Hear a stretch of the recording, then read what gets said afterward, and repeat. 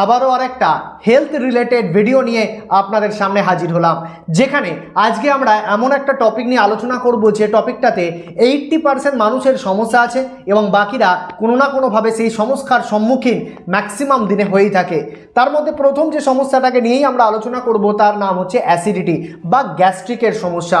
আমরা প্রত্যেকেই জানি এই সময় দাঁড়িয়ে ম্যাক্সিমাম মানুষের গ্যাস্ট্রিক বা অ্যাসিডিটির সমস্যা, যেখানে অ্যাসিড প্রোডাকশন বা অ্যাসিড বেশি পরিমাণে শরীরে তৈরি হওয়ার সমস্যা এবং সেটা ওপর দিকে উঠে আসার সমস্যা, মুখে টকটক লাগা, ঝালঝাল লাগা, গলা জ্বালা করা এবং আলটিমেটলি সারাদিনের হজম ক্ষমতা বিগড়ে যাওয়া, সারাদিনে খিদে না হওয়া, আস্তে আস্তে ডাইজেশন ক্ষমতা চলে যাওয়া, পেটের প্রবলেম আসা, কনস্টিপেশনের সমস্যা আসা। এই সমস্যার যখনই আমরা সম্মুখীন হই তখনই আমরা বিভিন্ন ধরনের মেডিসিন বা আমরা বিভিন্ন ধরনের ট্যাবলেট নিজেরা গাইড করে খাওয়ার চেষ্টা করি, কিন্তু আমরা কেউ বুঝি না এই সমস্যাটা অ্যাকচুয়ালি কি এবং সেই সমস্যাটাকে নিয়ে আমি কেমনভাবে সেটাকে ন্যাচারালি ঠিক করতে পারি বা কি সমাধান আমি ন্যাচারালি নিতে পারি, উইদাউট সাইড এফেক্ট নিতে পারি। সেই টোটাল টপিকটার ব্যাপারে আমরা আলোচনা করব। দেখুন, প্রথমেই অ্যাসিডিটি নিয়ে যখনই আমরা বলতে চাই তখন একটা কথা মাথায় রাখতে হবে, অ্যাসিডিটি কিন্তু লাইফস্টাইল ওরিয়েন্টেড ডিসঅর্ডার, মানে আমাদের দৈনন্দিন জীবনযাত্রার কিছু গড়মিলের জন্যই, ঠিকঠাক না হওয়ার জন্যই এই অ্যাসিডিটির সমস্যা আমাদের আসছে, বুক জ্বালা করছে এবং আলটিমেটলি আমরা এই অ্যাসিডিটিতে সাফার করছি। সেখানে বলতে গেলে প্রথমেই যেটা বলতে হয় সেটা হলো এই যে অ্যাসিড তৈরি হওয়া এবং অ্যাসিড ওপর দিকে আসা বা অ্যাসিডিটি থেকে কি কি সমস্যার আমরা সম্মুখীন হতে পারি। দেখুন, বিভিন্ন ধরনের রোগের নাম আমরা সেখানে জানি। সেই রোগগুলোর মধ্যে প্রথম হচ্ছে ভমিটিং হওয়া, বারবার বমি হওয়া, অ্যাসিড বেশি হলে হয়। মাউথ টেস্ট বিটার হয়ে যায়, মানে হচ্ছে মুখের টেস্ট তিক্ততা আসে এবং তা থেকে রেসপিরেটরি প্রবলেম, মানে হচ্ছে কাফ তৈরি হওয়া, এর সমস্যা আসে। ইনফ্লামেশন হয়ে যায় চেস্টের জায়গাতে ইনফ্লামেশন হয় এবং আলটিমেটলি জিআরডি বলে একটা রোগ হয়, যেটাকে আমরা বলি gastro oesophageal acid reflux disorder, যেখানে গলা জ্বালা করতে থাকে, আলটিমেটলি ফুড পাইপটা ধীরে ধীরে অ্যাসিড কিন্তু সেটাকে পোড়াতে থাকে, সেই রোগটাকে আমরা বলি জিআরডি।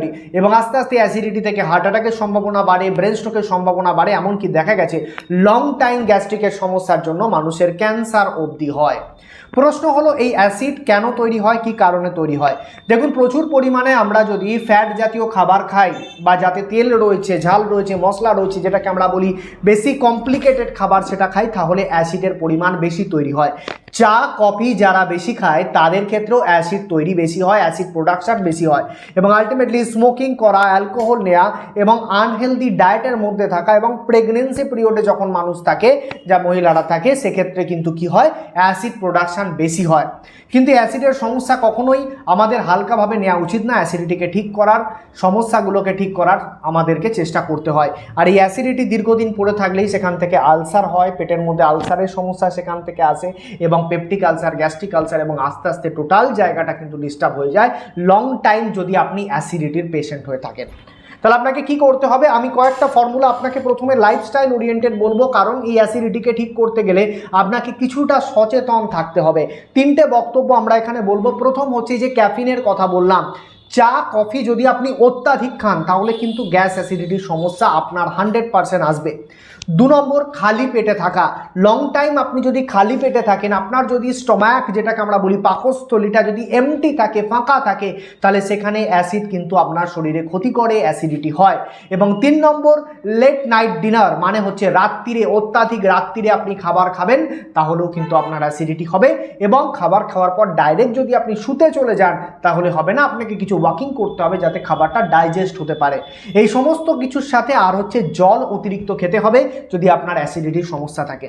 এই কয়েকটা সমস্যার যখনই আপনি সমাধান করবেন, ধীরে ধীরে দেখবেন আপনার অ্যাসিডিটিটা ঠিক হতে থাকছে, আপনার অ্যাসিড প্রোডাকশন কমে যাচ্ছে। কিন্তু যদি আমরা তার থেকেও আরেকটু এগিয়ে যাই, যদি অ্যাসিডিটির সমস্যা কারোর থেকে থাকে তাহলে সেই অ্যাসিডিটির সমস্যাকে আপনাকে সমাধান করার জন্য তো ওষুধ নিতে হবে। সেই ওষুধের ক্ষেত্রে আমরা বারবার আমাদের চ্যানেলের মাধ্যমে আয়ুর্বেদিকের কথা বলি, আয়ুর্বেদিক মেডিসিনের কথা বলি, যেটা আপনার এই সমস্যার সমাধান করতে সক্ষম। এবং আলটিমেটলি এই যে আমি জায়গাটা আপনাকে বোঝালাম, তার সাথে যদি এই আপনি একটা ক্যাপসুলের কোর্স, আমি একটা ক্যাপসুলের কথা, একটা সমাধানের কথা আপনাদের কাছে বলবো, ওটার যদি আপনি ব্যবহার করতে পারেন, তখন আমরা এই অ্যাসিডিটির সমাধানের কথা বলবো। সেখানে একটা প্রিমিয়াম কোয়ালিটির ফর্মুলেশন, একটি ফর্মুলেশন আপনাদেরকে আমি বলবো, সেটার নাম হচ্ছে অ্যাসিনোসিড ক্যাপসুল। নামেতেই আছে অ্যাসিনোসিড ক্যাপসুল, কিন্তু মাথায় রাখতে হবে এই অ্যাসিনোসিড ক্যাপসুলের মধ্যে এত ইনগ্রিডিয়েন্টস, এত হার্বস, এত প্রিমিয়াম কোয়ালিটির হার্বসের মধ্যে দেওয়া রয়েছে যেটা আপনার অ্যাসিডিটিকে চূড়ান্তভাবে ঠিক করতে পারে। মাথায় রাখুন এই অ্যাসিনোসিড ক্যাপসুলের কথা আমি বলছি, যে অ্যাসিনোসিড ক্যাপসুল আপনার 100% আয়ুর্বেদিক মেডিসিন।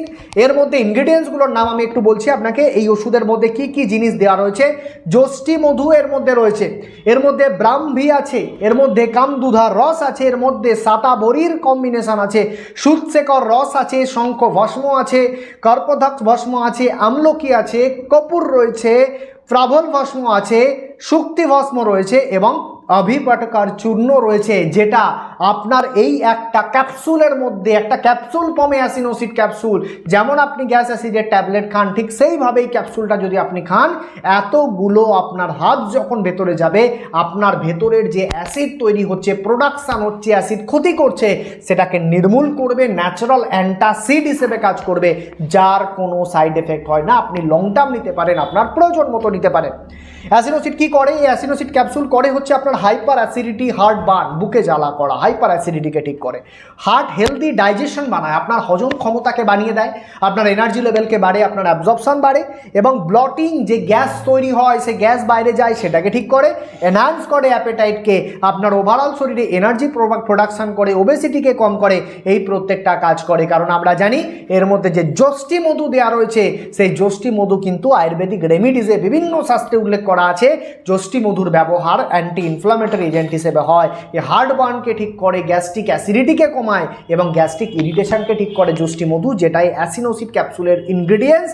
ব্রাহ্মী রয়েছে, আমরা ব্রাহ্মীর কথা বিভিন্ন জায়গায় পড়েছি।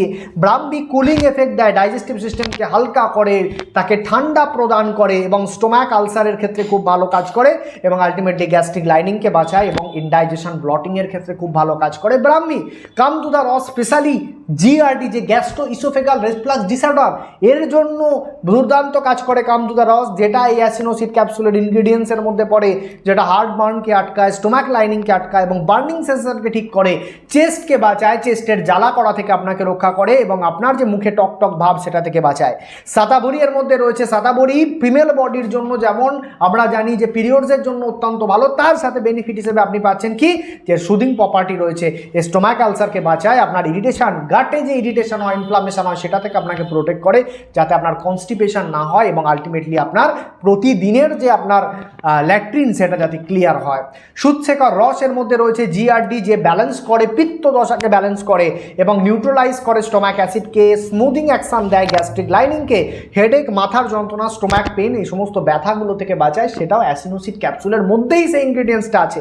শঙ্খ ভস্মের মধ্যে রয়েছে, জিআরডির জন্য ভালো অ্যান্টাসিড হিসেবে কাজ করে, অ্যালকালাইন বডিতে প্রোভাইড করে এবং পিত্ত ব্যালেন্সিং প্রপার্টির মধ্যে রয়েছে এবং স্টোমাক অ্যাসিড কুইক রিলিফ দেয় বার্নিং সেন্সেশনকে, নজিয়াকে, অ্যাবডোমিনাল গ্যাসকে এবং আলটিমেটলি যে টোটাল ইনগ্রিডিয়েন্টস, আরও যে ইনগ্রিডিয়েন্টসগুলোর মধ্যে রয়েছে, সেই ইনগ্রিডিয়েন্টসগুলো প্রত্যেকটা এইভাবেই আপনার অ্যাসিডিটিকে গোড়া থেকে নির্মূল করতে কাজ করে।